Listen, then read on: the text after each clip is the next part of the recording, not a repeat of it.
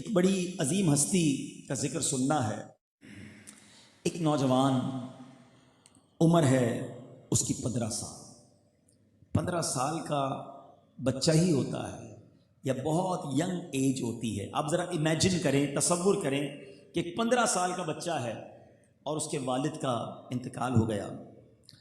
والد کے دنیا سے جانے کے بعد وراثت میں ایک باغ ملا، ایک پن چکی ملی، ایک اچھا خاصا باغ تھا، اس باغ کے اندر پن چکی بھی تھی، اور اسی کے اندر اس بچے نے اب والد کے جانے کے بعد اس باغ کی نگہبانی شروع کی، ذریعہ معاش بنا لیا اور اس باغ سے کمائی کا ذریعہ کرنے لگا۔ درختوں کو پانی دیتا، پھل اگتے تھے، پھل سیل بیچ دیتے تھے، اس سے پیسے آ جاتے تھے۔ اتنے میں وہ نوجوان پانی دے رہا تھا کہ ایک باریش سفید داڑھی والے ایک بزرگ اس باغ میں آ گئے۔ نہ نوجوان ان کو جانتا ہے، نہ بزرگ اس نوجوان کے نام کو جانتے ہیں۔ نوجوان آگے بڑھا، دیکھا کہ ایک بزرگ آ گئے ہمارے باغ میں، ماشاءاللہ سفید داڑھی والے ہیں، میرے والد کی جگہ پر بڑی محبت، بڑے احترام سے بٹھایا کہ حضور تشریف رکھیں، اور ان کی دست بوسی کی، اور بڑے ادب سے درخت سے ایک تازہ انگوروں کا خوشہ جو ہے وہ نکالا اور ان بزرگ کو پیش کیا کہ حضور یہ تناول کیجیے۔ کوئی اور کام نہیں کیا، ادب، پیار، عزت دی۔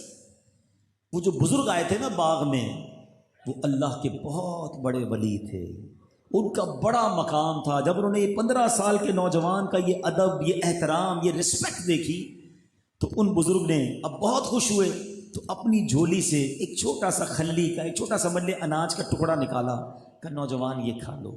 نوجوان نے بڑی محبت سے لیا، تبرک سمجھا اور اسے کھا لیا، اور جیسی اس نے کھایا اب اس نوجوان کی دل کی کیفیت ہی بدل گئی، بالکل ٹوٹلی چینج ہو گیا۔